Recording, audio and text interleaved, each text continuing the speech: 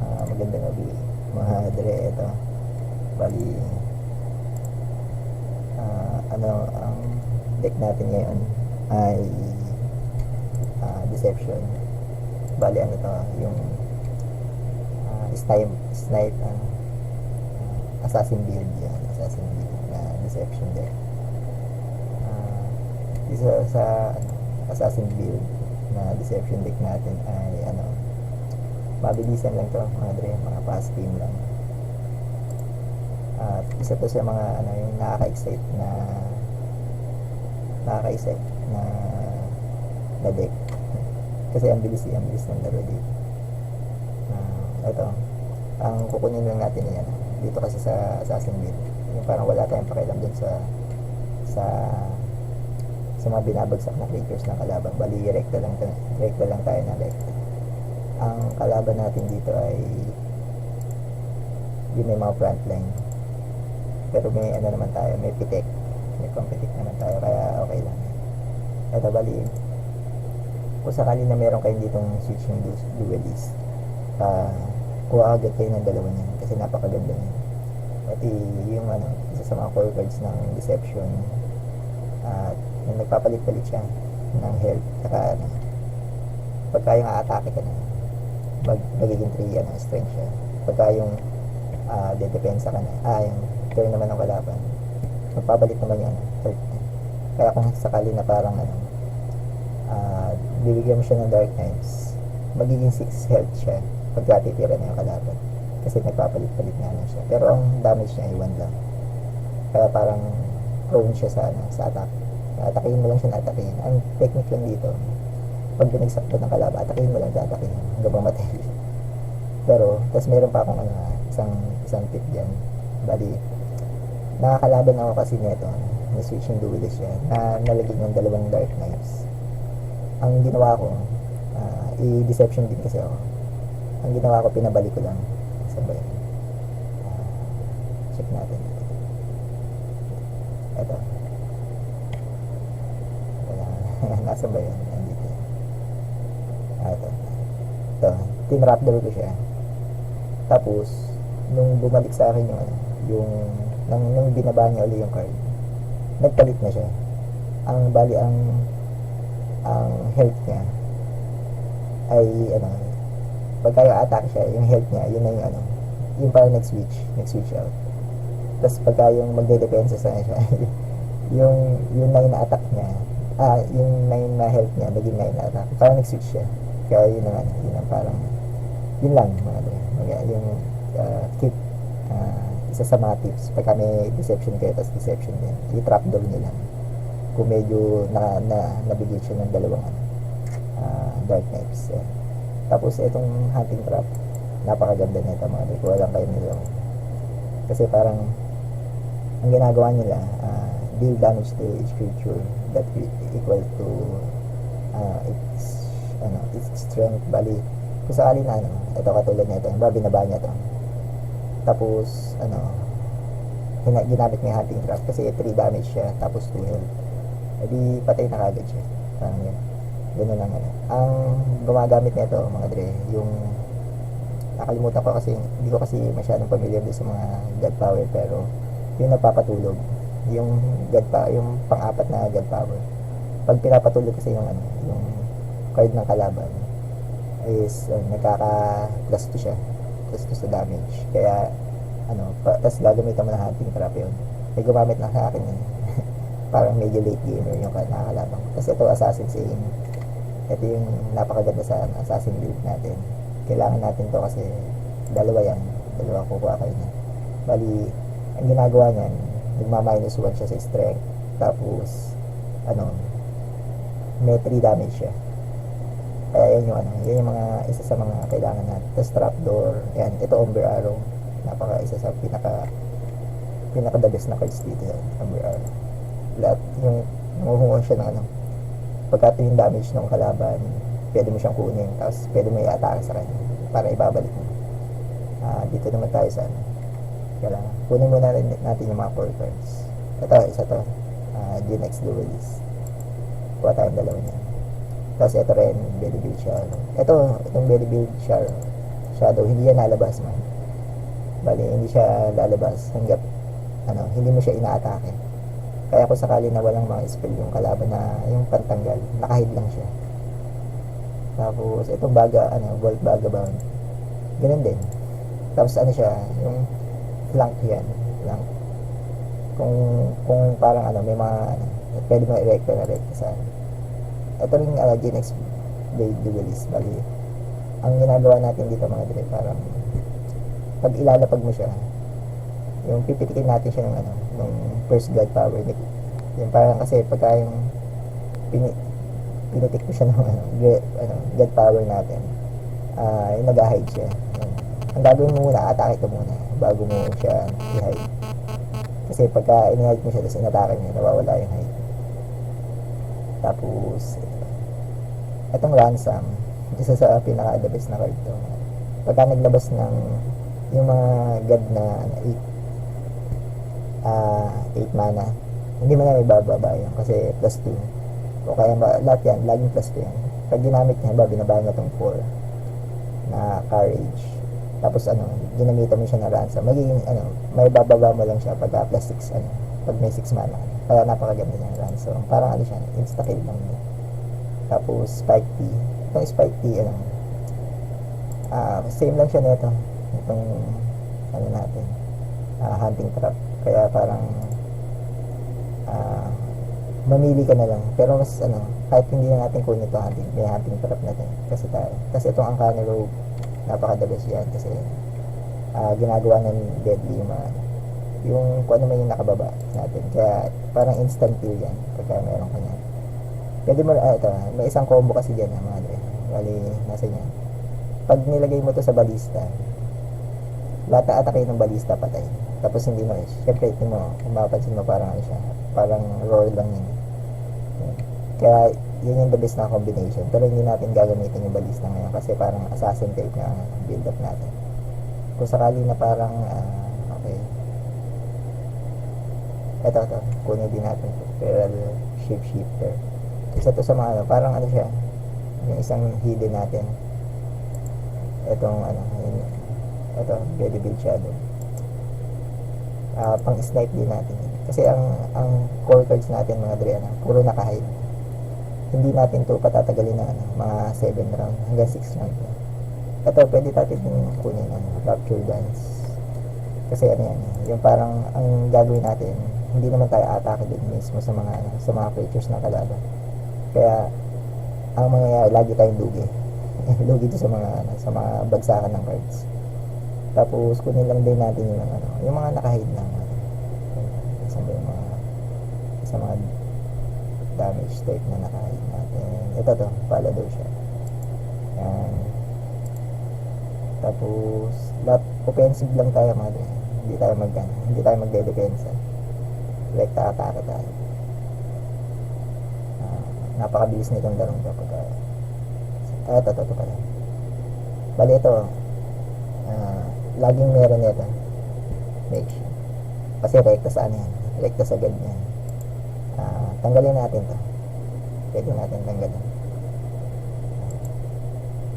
Tapos ito, pwede natin lagay itong dalawa.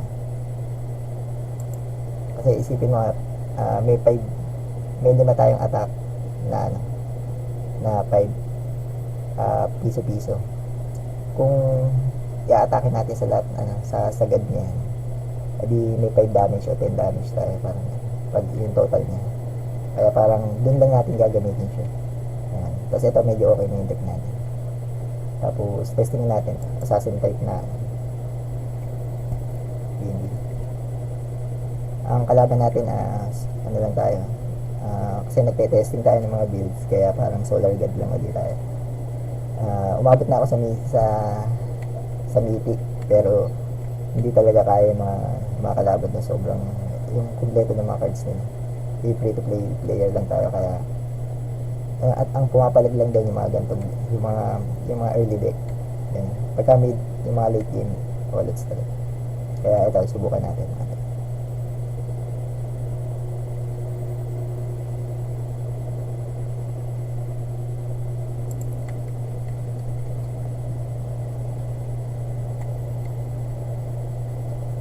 Ang bali yung nakita ko sa kay Copper Peach na nag-testing siya. Ang total ng cards ko dito, mapapansin niya 289. Tapos yung kay Copper Peach, nakita ko yung cards niya. Kasi kompleto na siya eh. Umabot ng 800 plus. Kaya yung isipin mo yung kombinasyon ng cards na pwede mong gamitin pagka ganun karami yung cards niya, di ba, parang halos napakadami kombinasyon, tapos hindi ka malilimitahan. Kaya parang sabi ko nga, kung pag dumating na yung 4D, pwede na tayong humabol sa mga ganun, kasi at least meron ka ng budget para yung bumili ng mga cards na yung mga deck na gusto mo.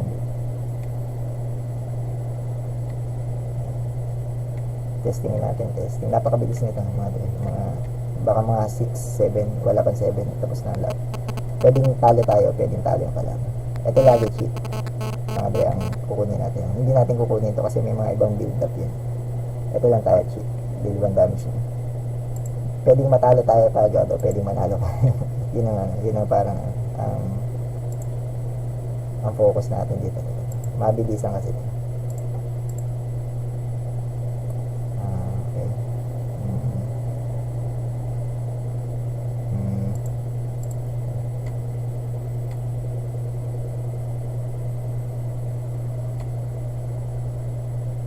Nako. Ayan.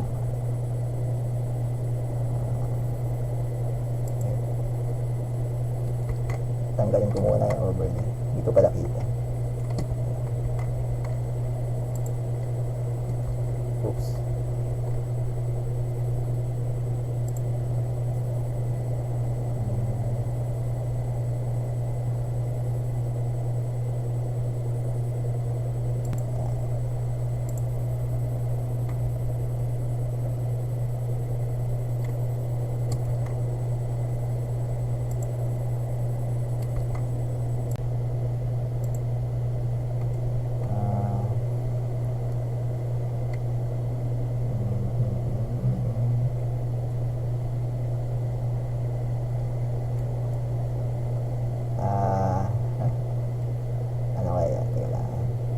Kung sakali na ito bagsak ko, teams na kill, ito na lang para may option tayo,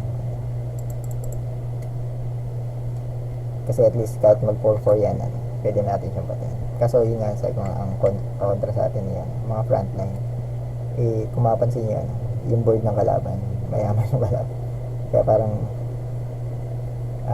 ewan ko lang mga triko yung build up ng kalaban, pero pag mayaman kasi kalaban, parang lagi kang dehado. Meron na tayo Umbra Arrow, kaya okay naman, positive naman tayo dyan mga dre. Ito Umbra Arrow natin. Ito mga dre, pwede nating lagyan to ng Dark Knives. Mapapansin nyo yan. Tapos bahala na silang magpatayan ito. Tapos yan, tarayin natin. Bali ang focus natin mga dre, ito lang. At buti nga hindi healer yung kalaban natin, parang spammer, spam creature. Wala tayong pakialam dyan mga dre, basta ito lang tayo. Sige.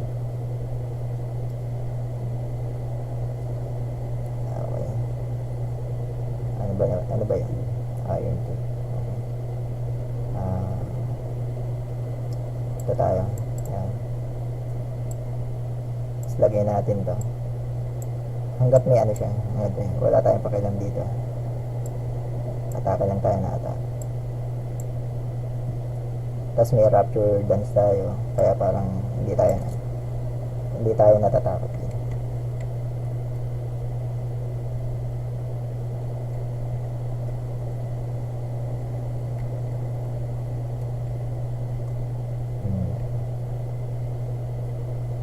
Mayaman nga yung kalaban mga dre. Whenever summon ng creature to strength, give it protected. Okay. Bali, kung mapapansin nyo, mababa damage yan mga dre. Yung 2-3-2. Kaya kung ibabagsak ko to, shoot natin. Kasi parang ano, no, parang walang use mga dre, kung sakali na. Ito bali ang ganito gagawin natin. Ito hanggang katapusan na to mga dre. Hanggang huli. Kung walang frontline yung kalaban, ano, maaring lamang ano, panalo tayo dito. Pero kung meron,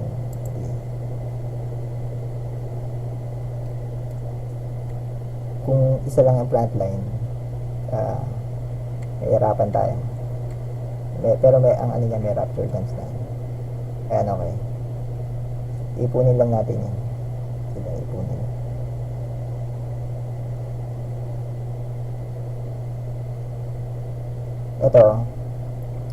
Ito dre, itong parang ang technique dyan. Pwede ko yung trapdoor, tapos pitikin ko ulit, tapos damage. Tapos susunod ulit, ito naman isa, okay. Bali ganito na lang. Hindi, trapdoor natin. Ayan, trapdoor natin. Tapos atakin natin siya. Ayan.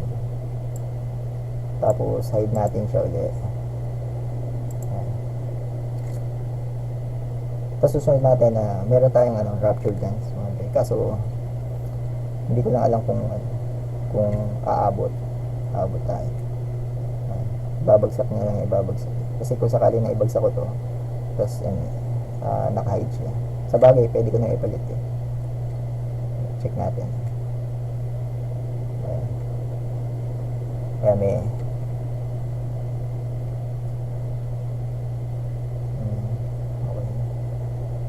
kung gamitin ko to, kasi may dalawa dito.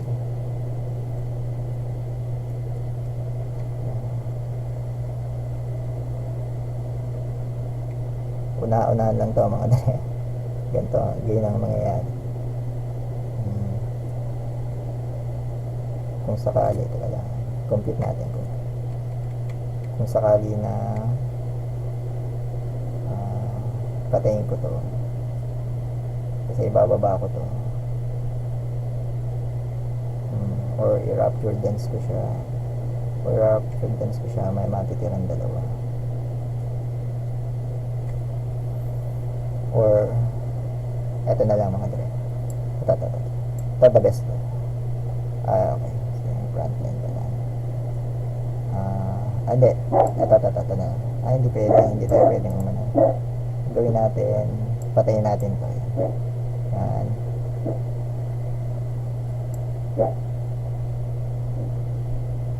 Ayan, tapos ito, tapos rapture dance natin. Para mali yun mukhang yun yun ang natalo natin, diba lang, or dapat pinala ko kasi natake ko yung magiging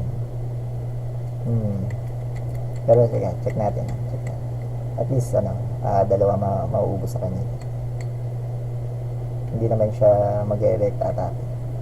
Ngayon susunod may bababa tayo, baka mga 3, check natin. Babawas yan. At least yung lamang pa rin tayo dun sa okay.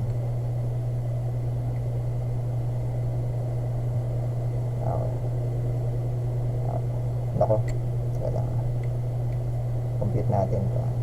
Ito, paglabas to meron tayo dito, kaya parang ang mangyayari niyan, kailangan natin mapatay ito.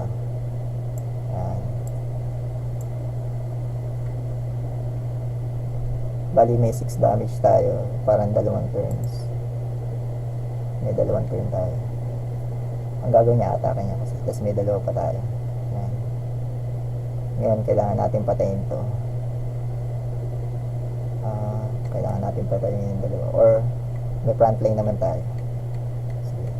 Check natin yung options. Kung paano discard. Bali, pwede isak ko doon. Hindi pwedeng hindi yun mga dre. Tapos pwede kong ibagsak, i-kill to. Yan.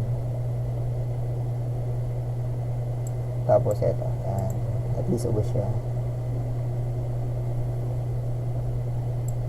Tas ano, ang ito pwede kong kunin to or front line. Pero kung mapapansin nyo, hindi muna tayo kukunin. So, yung parang situational yung laro kasi natin. Check natin kung ano yung babagsak. I7 pa lang yan, medyo hindi naman ganun karami yun. Okay. Okay. Isipin nyo, yun ang binagsak niya. Tapos yun. Okay. And, baka magsama na ako late lang. Ayan. Sige. Tapos, ito na lang kunin natin. Kung sakali na kunin natin to. Ay, hindi aabot eh. Bali, kung front line ang kunin natin, wala naman kasi yung flank. Ito na lang.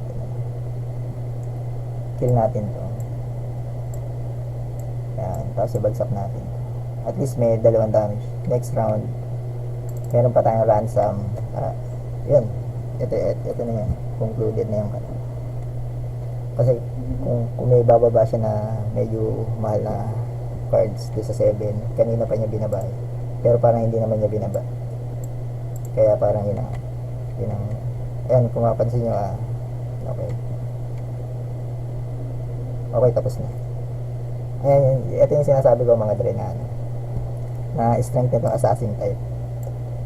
Mabilis na laban, pero exciting siya. Tapos kung mapapansin nyo, yung kalaban naman natin, mukhang mayaman naman. Tapos pinakakapalit-palit pa rin tayo. Kaya isa to sa mga yung mga sinasabi ko na exciting na deck na alam ko. Kasi ito yung forte natin yung sa deception.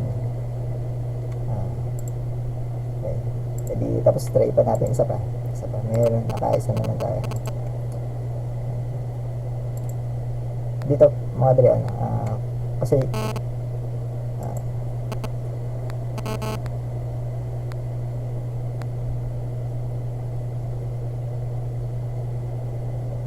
bali dito kasi dre, magkakaiba ng tayo ng deck. Kaya kung sakali na parang yun nga, lagi ko sinasabi na kung wala kayong mga cards nung meron ako, edi kayo na lang bahala mag-fill in. Kaya ang core cards kasi nitong assassin type mga dre, yung mga naka-hide. Hide mo lang yung, basta marami naman tayong cards na naka-hide, kaya parang pwede na kayong lagay-lagay doon ng kung ano man yung mga gusto mong cards. Tapos depende lang din, depende sa trip mo. Itong build lang natin ay assassin build, pero itong deception kasi ang daming build nito pero yung meron din yung tulog type naman wala tayo ng mga cards na ganun, kaya parang yung limited lang tayo dito sa deck na ganito. Ito war, check natin. To, parang ang war kasi maunti buhay tapos malakas damage. Check natin kung ano. Meron din control war, kaya parang depende sa kung ano yung blitz type. Okay, itong blitz bali kaya natin yan. Parang alam ko medyo lamang tayo dyan pagka blitz. Ito natin yan, rapture dance. Sige, save na natin yung rapture dance. Ang barahan natin mga bali siya, yung depende sa bagsak. Kasi minsan kahit anong ganda ng mga quality ng cards mo, kung pumalas ka naman sa kartada, kaya kartada ng bara, di lugi ka, laging lugi. Okay, kung check natin na kagad yung kalaban, naka-depensa na kagad. Ito lang mga bre, bali ang mangyayari niya, 4 na tira na naka-shield siya.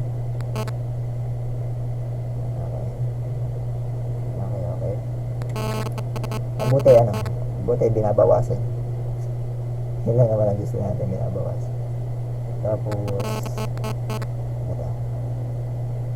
ito kasi lamang tayo dito.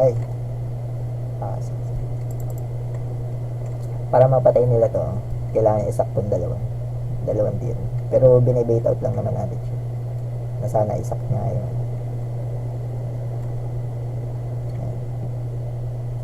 Aba, bah. Hindi ko alam yun.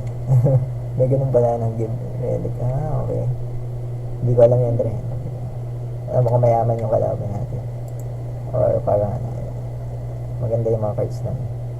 Check natin. Wait lang. Okay. May Rapture Dance tayo, kaya ito, at kung mapapansin nyo mga Dre, babagsak natin itong dalawa. Babagsak natin yung mga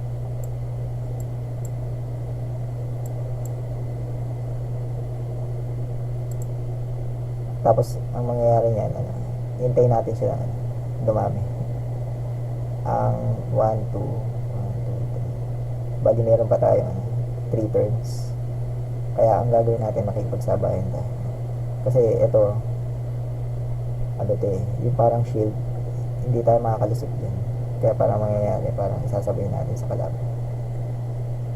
Ito mukhang stats type yun. Hindi naman mayaman yung kalaban, pero parang may mga cards, 4 cards siya. Ito ang ganda nito, sa pinakamagandang card. Ito parang ang kumontra sa atin ito lang, kinontra tayo ng kasi hindi naman tayo makakalusot sa kalaban, kaya parang check natin kung ano yung mga parang available na pagkain.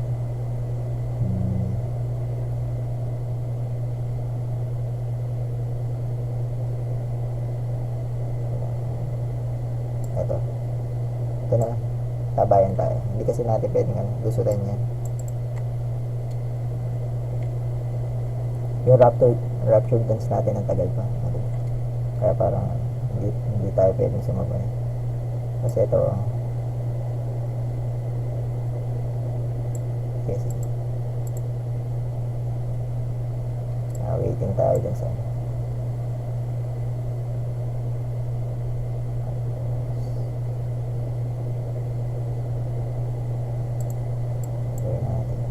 para kung sakali na umatake siya mga Dre, kung mapapansin hindi natin siya hayaan mong i-sacrifice niya to, or sacrifice niya yung life niya, at least bawa siya, or kung may blitzer man siya, kasi ito kung mapapansin niya onslaught niya, pwede magbaba siya, tapos hintayin natin, kasi kung sakali na parang hintayin natin itong Rapture Dance, medyo talo na tayo doon, parang hindi naabot yung buhay ng life, kaya parang yun ang parang medyo the best move dun sa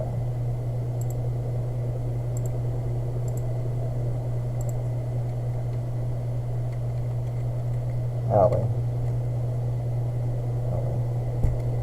Yun lang, itong isa sa mga pinaka the best na card ng War, kasi yung parang ang bilis ng pumatay, pero at least dos lang yung damage natin, tapos mapipitik naman natin sa next round. Mapansin mo wala na tayong ito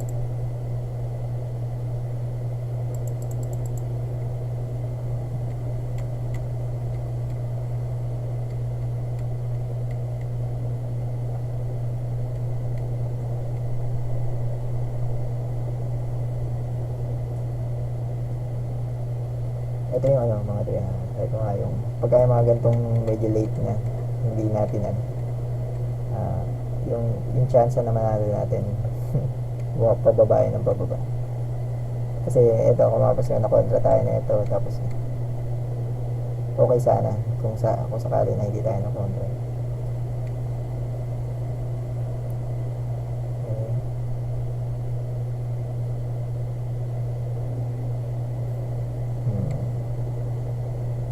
Hindi ko naman pwede ibaba ito, tapos siya ako siya.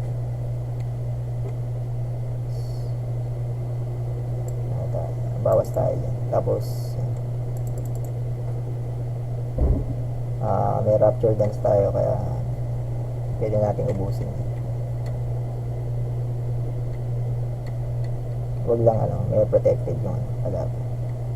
Tapos ito pwede na natin gamitin, kaso yun nga, laging may shield nga siya, parang yung plano natin yung parang na kagad, na check na kagad.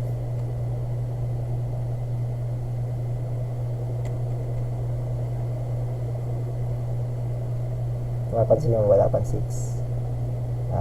Sa iba dito sa anong to, pwede tayong manalo kaagad o pwede tayong matalo kaagad. Tapos yun nga, sa larong to lang naman mga Adrian, mapapansin nyo ano lang naman yung depende talaga sa lapad ng bara. Mapapansin mo swerte siya kung hindi niya nakuha to,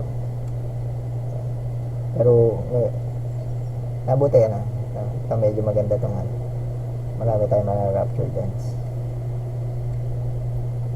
Tapos hindi natin pwedeng kunin yung Pious the Giant. Ito okay na, buti naman naglapag pa siya na at least marami tayong makukuha.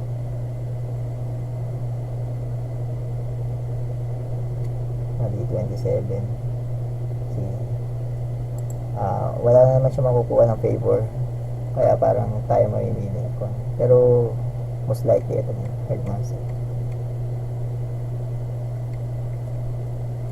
Meron pa tayong ransom, kaya parang at least okay pa naman. Pwede natin check natin yung options natin, kasi huwag muna natin ito ibaba. Pwedeng ito na lang. Yan. Tapos ito, kahit hindi na parang kahit wala nang gawing deadly yan, kasi wala na tayo ibaba, kulang tayo, kaya ito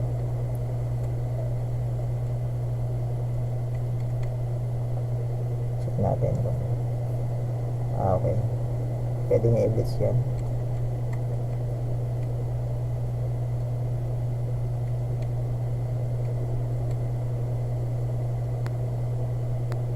Pwede ko naman siya i-ransom. Ano ba siya? Magiging 7.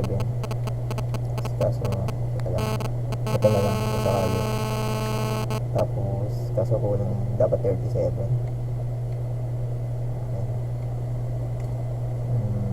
Ito lang. Ito na. Ito yung the best move.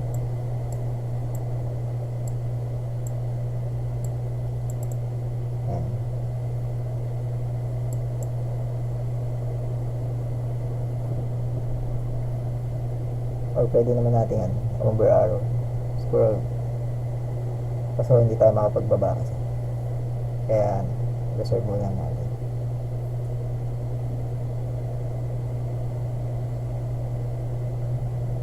Hindi natin ma-over arrow.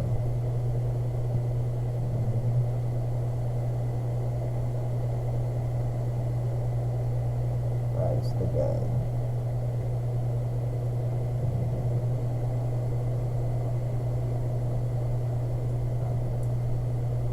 Kung ibaba ako ito, mapapatay ko yung dalawa.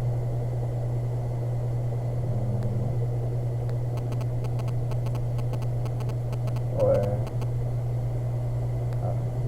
wala tayong hindi ibaba natin.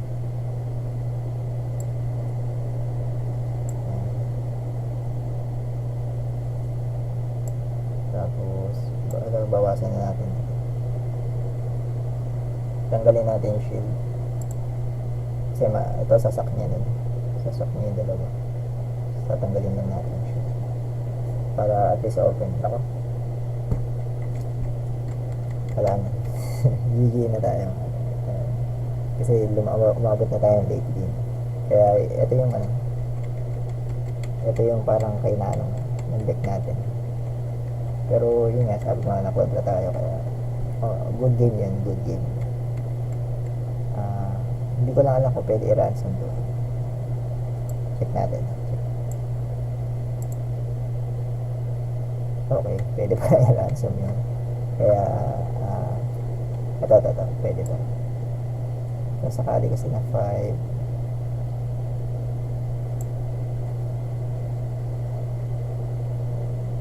okay. Tapos 3.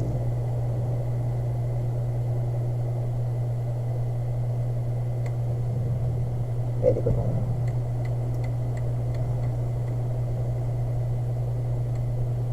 ibaba. Sayaan mo i-sacrifice ko yun. Ang ganun na lang. Kung ikikill man yan to, okay. At least, kaya kong bawasan to dito sa God Blitz. Check natin. Okay. Ayun na, wala na pala. GG na pala tayo. Pwede pala yan. Pwede pala yan. Wala, GG na tayo. Yun lang mga dre. Ano lang. Next game ulit.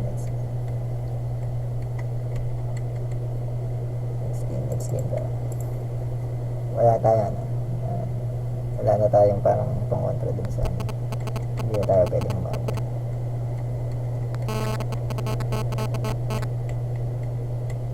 Kahit sabihin mo i-frontline natin to, hindi na.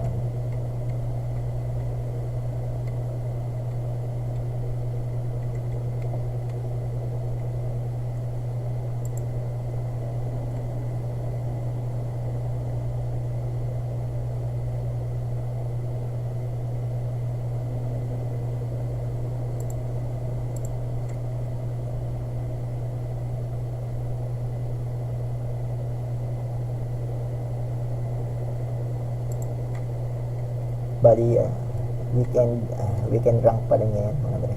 Weekend rank. Kaya yung mga kalaban natin, hindi ko lang alam kung nagpupuno pa sila ng stats. Pero kadalasan kasi yung mga gantong tapos na yung mga 25 games nila.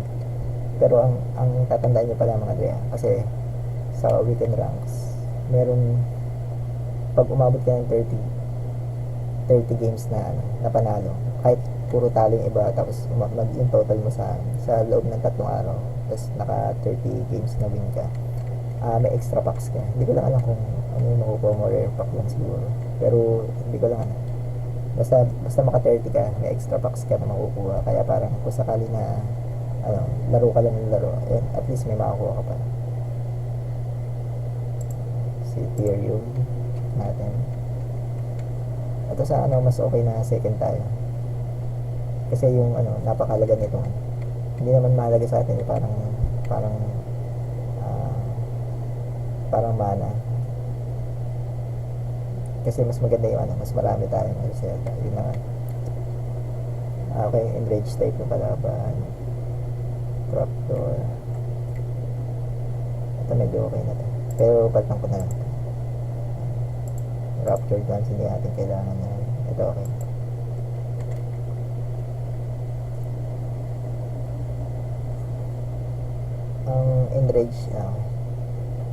Ang enrage type mga dre, ano lang yan natin.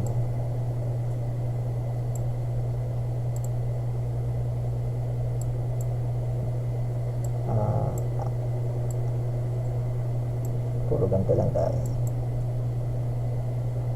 Bawas na. Merong sa mga susunod na natin mga dre, gagawa rin ako ng enrage type. Magandang parang ang mga trip ko kasi yung deck yung mga mabilisan lang. Kaya itong enrage type, mabilisang laban. Pwede ko itong i-trapdoor, pero kaya pwede ko ito na lang. Tapos ito, kahit mabawasan tayo mga okay lang, sabayan lang naman, mas lamang yung damage natin. Kasi para umabot kasi para lumang mga enrage type, dapat may mga nakabagsak siyang creatures. Kung wala siyang nakabagsak na creatures, wala naman siya i-enrage. Kaya parang ang the best dito, katulad niya ile-late game niya yan mga. Kung sakali na ile-late game niya, lamang na tayo dyan mga. Kasi hindi tayo magle-late game. Ayan. Tapos hindi naman niya ma-atake. Kung sakali na mawala to, may pampalit na tayo. Ayan. Okay lang yan. Okay.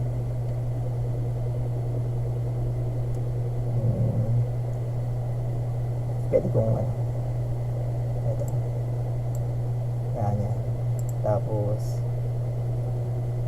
Labas yan.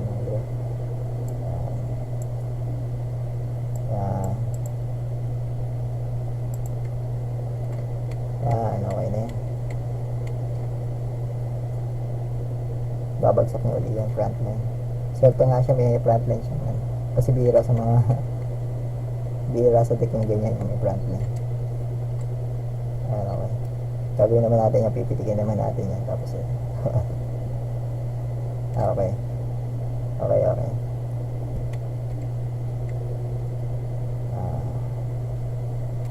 Check natin yung moves natin. Yun na naman. Okay. Napakaswerte naman. Minsan nangyayari talaga yan. Ayan. Minsan nangyayari talaga yan. Kung wala siyang dalawang frontline na ibabagsak, madre, GG na siya. Kaya yun ang sabi nga, yun ang kalakasan ng assassin type na build natin. Napakabilis nito manalo, napakabilis din matalo.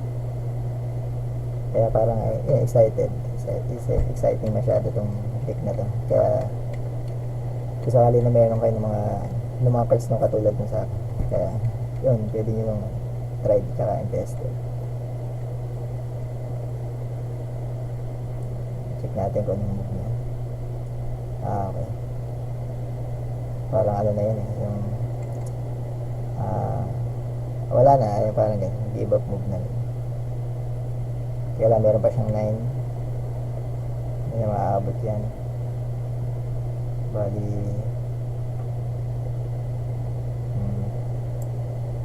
napatayin natin kasi ano siya, yung nagli-leech. Tapos na naman, paulit-ulit na.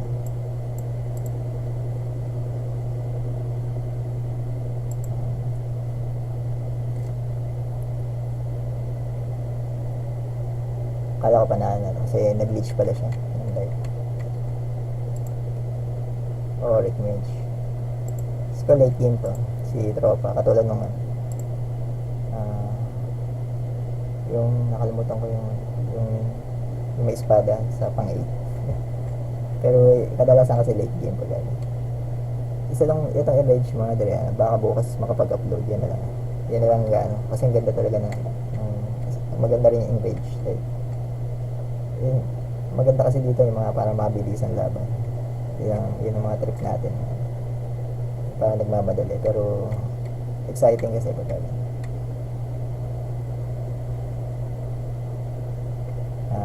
hindi ko alam kung bakit hindi pa niya tinedran kasi tapos na ang laban.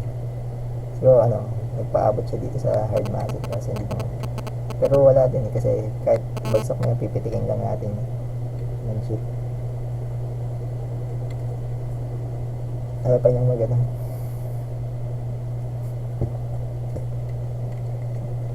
Nag-wait na lang siya. Ganun lang mga tre. Ito yung strength ng assassin type. Bali, bago ko natutunan to, marami na rin gumawa sa akin yan. Parang siguro, ang lakas pala ng ganun. Pag wala kang frontline. Pero, may mga build up kasi na may mga puro frontline. Kaya parang, yun, iwas kayo dito. Kaya, ayun, mga dre, ito yung deck natin ngayon. Kasi nakita niya napakalakas niya. Bali, bukas naman, enrage type tayo. Kaya subscribe lang kayo sa channel ni Kuya LG. Tapos yun, marami pa tayong deck na i-share para sa mga free to play player. Kaya yan. Salamat sa panonood and good luck.